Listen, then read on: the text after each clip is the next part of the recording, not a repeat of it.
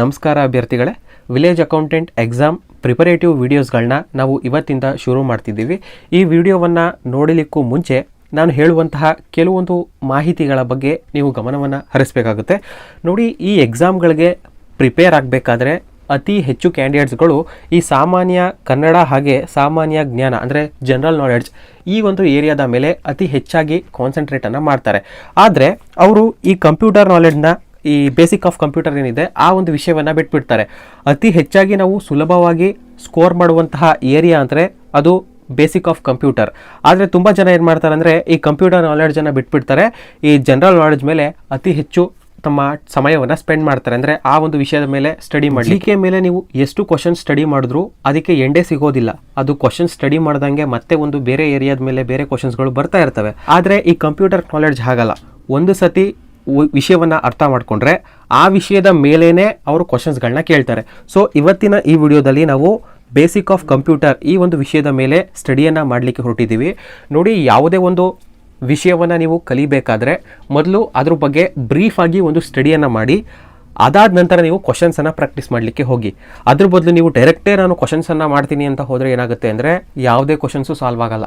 ಯಾಕೆ ಸಾಲ್ವ್ ಆಗಲ್ಲ? ನಿಮಗೆ ಸರಿಯಾಗಿ ಒಂದು ಬೇಸಿಕ್ಕೇ ಗೊತ್ತಿಲ್ಲ, ಆ ವಿಷಯದ ಆ ಒಂದು ಟಾಪಿಕ್ ಮೇಲೆ ಒಂದು ಬೇಸಿಕ್ಕೇ ಗೊತ್ತಿಲ್ಲ ಹೋದರೆ ನೀವು ಹೇಗೆ ಕ್ವಶನ್ಸನ್ನು ಸಾಲ್ವ್ ಮಾಡಲಿಕ್ಕಾಗುತ್ತೆ? ಸೊ ಈಗ ನಾನು ಈ ಕಂಪ್ಯೂಟರ್ನ ಒಂದು ಬೇಸಿಕ್ ಐಡಿಯಾನ ನಿಮಗೆ ಕೊಡ್ತೀನಿ. ಅಂದರೆ ಒಂದು ಬೇಸಿಕ್ ಟಾಪಿಕ್ ಅಂದರೆ ಬ್ರೀಫಾಗಿ ಕಂಪ್ಯೂಟರ್ ಬಗ್ಗೆ ಎಕ್ಸ್ಪ್ಲೇನ್ ಮಾಡ್ತಾ ಹೋಗ್ತೀನಿ.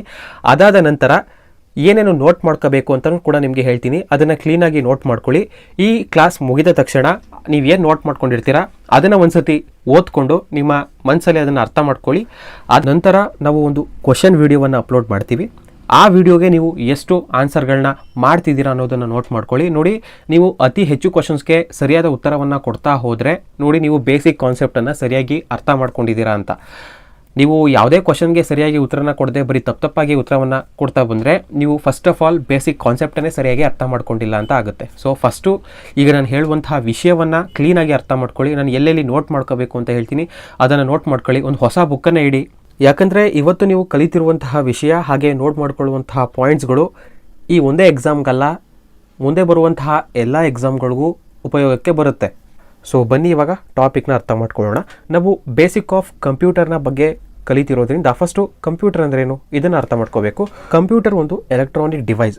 ಅದು ತನ್ನಲ್ಲಿ ಮಾಹಿತಿಯನ್ನು ಸ್ಟೋರ್ ಮಾಡಿಕೊಳ್ಳುತ್ತೆ, ಹಾಗೆ ಆ ಮಾಹಿತಿಯನ್ನು ಪರಿವರ್ತಿಸಲು ಸಹಾಯವನ್ನು ಮಾಡುತ್ತೆ. ಈ ಒಂದು ಕಂಪ್ಯೂಟರನ್ನು ಚಾರ್ಲ್ಸ್ ಬ್ಯಾಬೇಜ್ ಅನ್ನುವಂತಹ ಒಬ್ಬ ವಿಜ್ಞಾನಿ 1837ರಲ್ಲಿ ಕಂಡುಹಿಡಿತಾರೆ. ನೋಡಿ, ಚಾರ್ಲ್ಸ್ ಬ್ಯಾಬೇಜ್ ಅವರು ಕಂಡುಹಿಡಿದಂತಹ ಸಂದರ್ಭದಲ್ಲಿ ಕಂಪ್ಯೂಟರ್ನ ಸ್ಥಿತಿ ಹಾಗೆ ಆಕಾರ ಈ ರೀತಿ ಇತ್ತು. ಒಂದು ಕಂಪ್ಯೂಟರ್ ತನ್ನ ಕಾರ್ಯವನ್ನು ನಿರ್ವಹಿಸಬೇಕು ಅಂದರೆ ಅಲ್ಲಿ ಎರಡು ಅಂಶಗಳು ತುಂಬ ಮುಖ್ಯವಾಗ್ತವೆ. ಒಂದು ಹಾರ್ಡ್ವೇರ್, ಇನ್ನೊಂದು ಸಾಫ್ಟ್ವೇರ್.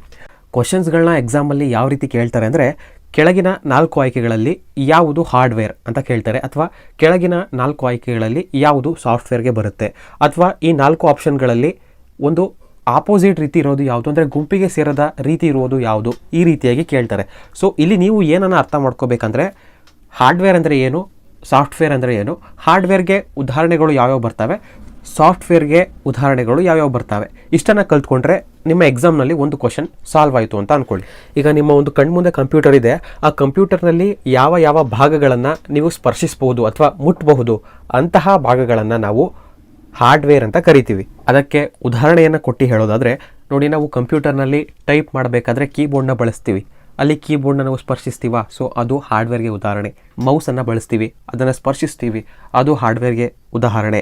ಹಾಗೆ ಪ್ರಿಂಟರ್, ಅದು ಕೂಡ ಹಾರ್ಡ್ವೇರ್ಗೆ ಉದಾಹರಣೆ. ಈ ರೀತಿಯ ಉದಾಹರಣೆಗಳನ್ನು ಇಲ್ಲಿ ನೀಡಿದ್ದೀವಿ. ಅಂದರೆ ಕಂಪ್ಯೂಟರ್ನಲ್ಲಿ ನಾವು ಯಾವ ಒಂದು ಭಾಗಗಳನ್ನು ನಾವು ಸ್ಪರ್ಶಿಸ್ತೀವಿ, ಯಾವ ನಮಗೆ ಮುಟ್ಲಿಕ್ಕೆ ಸಿಗುತ್ತೆ ಅಂಥವನ್ನು ನಾವು ಹಾರ್ಡ್ವೇರ್. ನಿಮ್ಮ ನೆನ್ಪಿಟ್ಕೊಳ್ಳಿಕ್ಕೆ ಈ ರೀತಿ ತಿಳ್ಕೊಳ್ಳಿ. ಇನ್ನು ಸಾಫ್ಟ್ವೇರ್ ವಿಷಯಕ್ಕೆ ಬಂದರೆ ಯಾವ ಒಂದು ಭಾಗಗಳನ್ನು ನಮ್ಮ ಕೈಲಿ ಸ್ಪರ್ಶಿಸಲಿಕ್ಕೆ ಆಗೋದಿಲ್ಲ ಅಂತಹ ಭಾಗಗಳನ್ನು ನಾವು ಸಾಫ್ಟ್ವೇರ್ ಅಂತ ಕರಿತೀವಿ. ಫಾರ್ ಎಕ್ಸಾಂಪಲ್, ಈಗ ಕಂಪ್ಯೂಟರ್ ಮಾನಿಟರ್ನಲ್ಲಿ ನೀವು ಒಂದು ವಿಡಿಯೋವನ್ನು ನೋಡ್ತಿದ್ದೀರಾ. ಆ ವಿಡಿಯೋವನ್ನು ನೀವು ಸ್ಪರ್ಶಿಸಲಿಕ್ಕೆ ಆಗುತ್ತಾ? ನೀವು ಮುಟ್ಟಿದರೆ ನೀವು ಮಾನಿಟರ್ನ ಮುಟ್ತೀರಾ ಹೊರತು ಆ ವಿಡಿಯೋ ಒಳಗಡೆ ಏನಿದೆ ಆ ವಿಡಿಯೋ ಒಳಗಡೆ ನೀವು ಮುಟ್ಲಿಕ್ಕಾಗುತ್ತಾ? ಇಲ್ಲ. ಹಾಗೆ ಕಂಪ್ಯೂಟರ್ ಒಳಗಡೆ ಕೆಲವು ಸಾಫ್ಟ್ವೇರ್ಗಳು ಇರ್ತವೆ. ಆ ಸಾಫ್ಟ್ವೇರ್ ಅಂದರೆ ಆ ಪ್ರೋಗ್ರಾಮ್ಗಳು ಇರ್ತವೆ. ಆ ಪ್ರೋಗ್ರಾಮ್ಗಳನ್ನ ನೀವು ಮುಟ್ಲಿಕ್ಕಾಗುತ್ತಾ? ಇಲ್ಲ. ಅಂತಹವುಗಳನ್ನ ನಾವು ಸಾಫ್ಟ್ವೇರ್ ಅಂತ ಕರಿತೀವಿ. ಸೊ ಈಗ ನಿಮಗೆ ಇಲ್ಲಿ ಒಂದು ಕಾನ್ಸೆಪ್ಟ್ ಕ್ಲಿಯರ್ ಆಯಿತು. ಹಾರ್ಡ್ವೇರ್ ಅಂದ್ರೆ ಏನು, ಸಾಫ್ಟ್ವೇರ್ ಅಂದ್ರೆ ಏನು, ಅದಕ್ಕೆ ಯಾವುದು ಎಕ್ಸಾಂಪಲ್ಗಳು ಬರ್ತಾವೆ ಅಂತ. ಒಂದು ಕಂಪ್ಯೂಟರ್ ವರ್ಕ್ ಆಗಬೇಕಾದ್ರೆ ಅಲ್ಲಿ 3 ರೀತಿಯ ಮೆಥಡ್ಗಳು ನಡೀತವೆ. ಒಂದು ಇನ್ಪುಟ್, ಎರಡನೇದು ಪ್ರೊಸೆಸಿಂಗ್, ಮೂರನೇದು ಔಟ್ಪುಟ್. ನೀವು ಏನಾದರೂ ಸ್ಟೋರೇಜನ್ನು ಮಾಡ್ತೀವಿ ಅನ್ನೋದೇ ಆದರೆ ಅದು 4ನೇದು ಆ್ಯಡ್ ಆಗುತ್ತೆ. ಅಂದರೆ ನೀವೇನಾದರೂ ಸ್ಟೋರ್ ಮಾಡ್ತೀವಿ ಅನ್ನೋದಾದರೆ, ಫಾರ್ ಎಕ್ಸಾಂಪಲ್ ಕೊಟ್ಟು ನಿಮಗೆ ಹೇಳಬೇಕಂದ್ರೆ, ಈಗ ನೀವು ಕಂಪ್ಯೂಟರ್ನಲ್ಲಿ ಗೂಗಲ್ನಲ್ಲಿ ಹೋಗಿ ಏನೋ ಒಂದು ಸರ್ಚ್ ಮಾಡ್ತೀರಾ. ಏನಂತ ಸರ್ಚ್ ಮಾಡ್ತೀರಾ? ವಿಲೇಜ್ ಅಕೌಂಟೆಂಟ್ ಅಂತಲೇ ಸರ್ಚ್ ಮಾಡ್ತೀರಾ.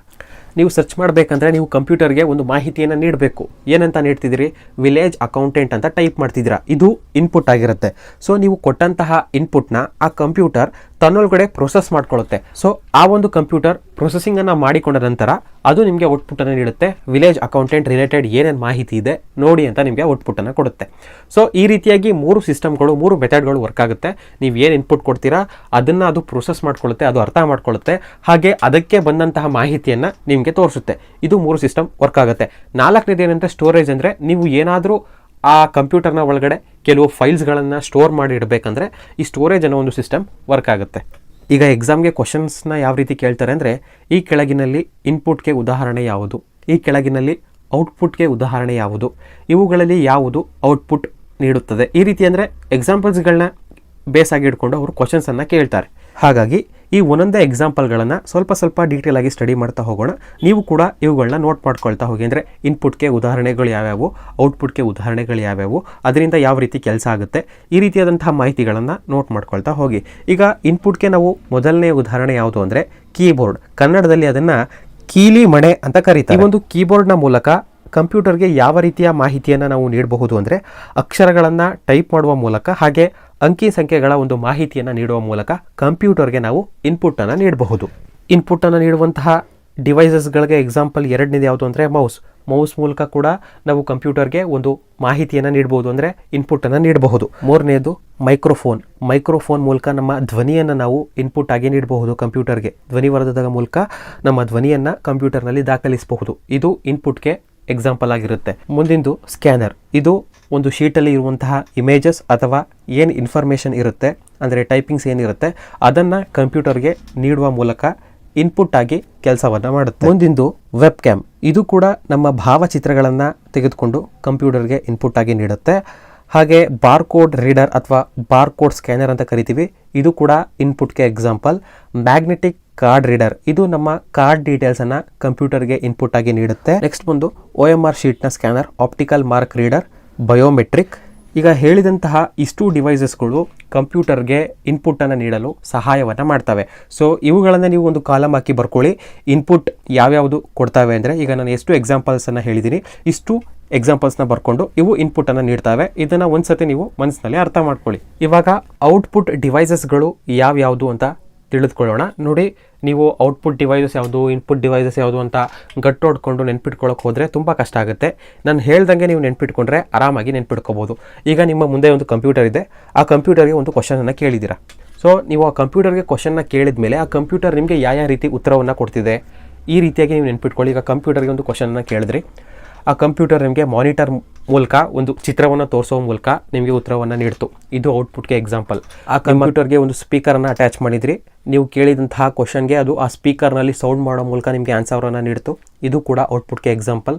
ಆ ಕಂಪ್ಯೂಟರ್ಗೆ ಪ್ರಿಂಟರನ್ನು ಅಟ್ಯಾಚ್ ಮಾಡಿದ್ರಿ, ನೀವು ಕೇಳುವಂತಹ ಕ್ವಶನ್ಗೆ ನಿಮಗೆ ಆ ಚಿತ್ರದ ಒಂದು ಪ್ರಿಂಟನ್ನು ನೀಡೋ ಮೂಲಕ ಆನ್ಸರನ್ನು ಮಾಡ್ತು. ಇದು ಔಟ್ಪುಟ್ಗೆ ಎಕ್ಸಾಂಪಲ್. ಆ ಕಂಪ್ಯೂಟರಿಂದ ಒಂದು ಪ್ರೊಜೆಕ್ಟರ್ನ ಕನೆಕ್ಟ್ ಮಾಡಿದ್ದೀರಾ, ಆ ಪ್ರೊಜೆಕ್ಟ್ರು ನಿಮಗೆ ವಿಜುವಲ್ಸ್ ಮೂಲಕ ಒಂದು ಉತ್ತರವನ್ನು ನೀಡ್ತು. ಇದು ಕೂಡ ಔಟ್ಪುಟ್ಗೆ ಎಕ್ಸಾಂಪಲ್.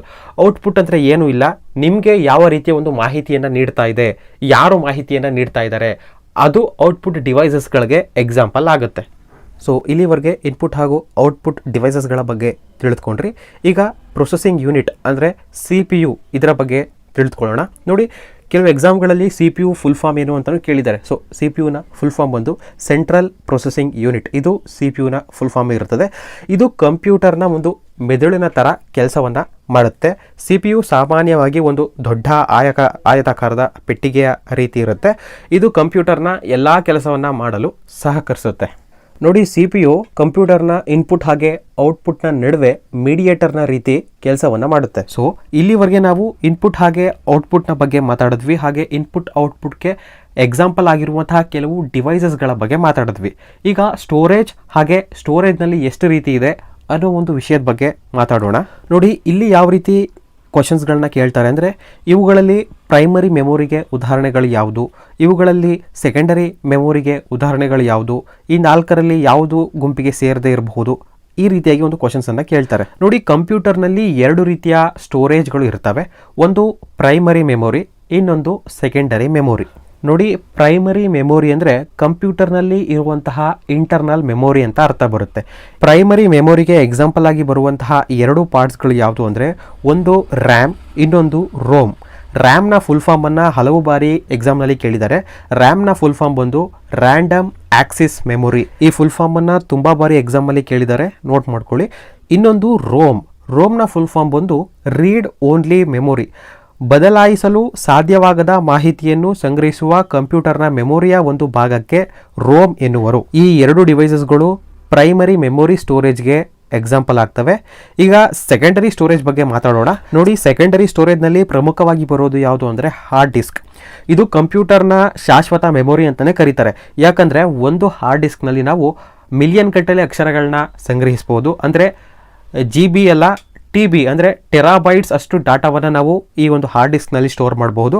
ಹಾಗೆ ಇದು ಕಂಪ್ಯೂಟರ್ ತನ್ನ ಒಂದು ಕಾರ್ಯವನ್ನು ನಡೆಸಲು ಬೇಕಾಗುವಂತಹ ಎಲ್ಲ ಮಾಹಿತಿಯನ್ನು ಸ್ಟೋರ್ ಮಾಡಿಕೊಂಡು ಇರ್ತದೆ. ನೋಡಿ, ಇಲ್ಲಿ ನಿಮಗೆ ಗೊಂದಲ ಅನಿಸಿದ್ರೆ, ಕಂಪ್ಯೂಟರ್ನಲ್ಲಿ ಎರಡು ರೀತಿಯ ಸ್ಟೋರೇಜ್ ಇರುತ್ತೆ. ಒಂದು ಇಂಟರ್ನಲ್ ಸ್ಟೋರೇಜ್, ಇನ್ನೊಂದು ಎಕ್ಸ್ಟರ್ನಲ್ ಸ್ಟೋರೇಜ್. ಇಂಟರ್ನಲ್ ಸ್ಟೋರೇಜಲ್ಲಿ ಎರಡು ಪಾರ್ಟ್ಸ್ಗಳು ಬರ್ತವೆ. ಒಂದು ರ್ಯಾಮ್, ಇನ್ನೊಂದು ರೋಮ್. ಎಕ್ಸ್ಟರ್ನಲ್ ಸ್ಟೋರೇಜಲ್ಲಿ ನಾವು ಕಂಪ್ಯೂಟರ್ನ ಸ್ಟೋರೇಜನ್ನು ಜಾಸ್ತಿ ಮಾಡಲು ಎಕ್ಸ್ಟರ್ನಲಿಗೆ ಯಾವ್ಯಾವ ಒಂದು ಪಾರ್ಟ್ಸ್ಗಳನ್ನು ಹಾಕ್ತೀವಿ, ಏನೇನು ಹಾಕ್ತೀವಿ, ಹಾರ್ಡ್ ಡಿಸ್ಕನ್ನು ಹಾಕ್ತೀವಿ, CDಸನ್ನು ಹಾಕ್ತೀವಿ, ಹಾಗೆ ಪೆನ್ ಡ್ರೈವನ್ನು ಹಾಕ್ತೀವಿ. ಇವುಗಳನ್ನು ಹಾಕಿ ಆ ಕಂಪ್ಯೂಟರ್ನ ಸ್ಟೋರೇಜನ್ನು ಜಾಸ್ತಿ ಮಾಡ್ತಾ ಇದ್ದೀವಿ. ಸೊ ಈಗ ನಾನು ಹೇಳಿದಂತಹ ಇವುಗಳು ಕಂಪ್ಯೂಟರ್ನ ಎಕ್ಸ್ಟರ್ನಲ್ ಸ್ಟೋರೇಜ್ ಅಥವಾ ಸೆಕೆಂಡರಿ ಸ್ಟೋರೇಜ್ಗೆ ಎಕ್ಸಾಂಪಲ್. ನೋಡಿ, ನಾನು ಆಗಲೇ ಹೇಳಿದಾಗೆ ಪೆನ್ ಡ್ರೈವು ಕೂಡ ಸೆಕೆಂಡರಿ ಸ್ಟೋರೇಜ್ಗೆ ಎಕ್ಸಾಂಪಲ್. ಇದು ಚಿಕ್ಕ, ಕಡಿಮೆ ತೂಕ ಇರುವಂತಹ ಒಂದು ಡಿಟ್ಯಾಚಬಲ್ ಮತ್ತು ರೀರೈಟಬಲ್ ಮಾಡುವಂತಹ ಹಾಗೂ ಈಸಿಯಾಗಿ ಎಲ್ಲಿಗೆ ಬೇಕು ಅಲ್ಲಿಗೆ ಕ್ಯಾರಿ ಮಾಡುವಂತಹ ಒಂದು ಉಪಕರಣ. ನೋಡಿ, ಈ ಪೆನ್ ಡ್ರೈವಿಂದ ಒಂದು ಸಿಸ್ಟಮಲ್ಲಿ ಇರುವಂತಹ ಇನ್ಫಾರ್ಮೇಷನನ್ನು ಹಾಗೆ ಹಾರ್ಡ್ ಡಿಸ್ಕ್ನಲ್ಲಿ ಇರುವಂತಹ ಇನ್ಫಾರ್ಮೇಷನನ್ನು ಇನ್ನೊಂದು ಕಂಪ್ಯೂಟರ್ಗೆ ಅಥವಾ ಇನ್ನೊಂದು ಹಾರ್ಡ್ ಡಿಸ್ಕಿಗೆ ಟ್ರಾನ್ಸ್ಫರ್ ಮಾಡಲು ಉಪಯೋಗಕ್ಕೆ ಬರುತ್ತೆ. ಸೊ ಇಲ್ಲಿಗೆ ಇಷ್ಟು ಟಾಪಿಕ್ಸ್ನ ಎಂಡ್ ಮಾಡೋಣ. ನಮ್ಮ ಮುಂದಿನ ವಿಡಿಯೋದಲ್ಲಿ ಸಾಫ್ಟ್ವೇರ್ ಅಂದ್ರೇನು, ಅಪ್ಲಿಕೇಶನ್ ಸಾಫ್ಟ್ವೇರ್ ಅಂದ್ರೇನು, ಸಿಸ್ಟಮ್ ಸಾಫ್ಟ್ವೇರ್ ಅಂದ್ರೇನು, ಇಂಟರ್ನೆಟ್ ಅಂದ್ರೇನು, ಇಂಟರ್ನೆಟ್ ಹೇಗೆ ವರ್ಕ್ ಆಗುತ್ತೆ, www ಅಂತ ನಾವು ಯಾಕೆ ಟೈಪ್ ಮಾಡ್ತೀವಿ, ಆ www ಫುಲ್ ಫಾರ್ಮ್ ಏನಿರುತ್ತೆ, ಈ ಎಲ್ಲ ಮಾಹಿತಿಯನ್ನು ಪಾರ್ಟ್ 2 ವಿಡಿಯೋದಲ್ಲಿ ತಿಳಿದುಕೊಳ್ಳೋಣ. ವಿಡಿಯೋದಲ್ಲಿ ಹೇಳಿರುವಂತಹ ಇನ್ಫಾರ್ಮೇಷನ್ ನಿಮಗೆ ಅರ್ಥ ಆಗಿದ್ರೆ ದಯವಿಟ್ಟು ಒಂದು ಲೈಕನ್ನು ಮಾಡಿ. ಹಾಗೆ ಯಾವುದಾದ್ರೂ ವಿಷಯದ ಬಗ್ಗೆ ಡೌಟ್ ಇದ್ದರೆ ಕಮೆಂಟ್ ಮಾಡಿ ತಿಳಿಸಿ.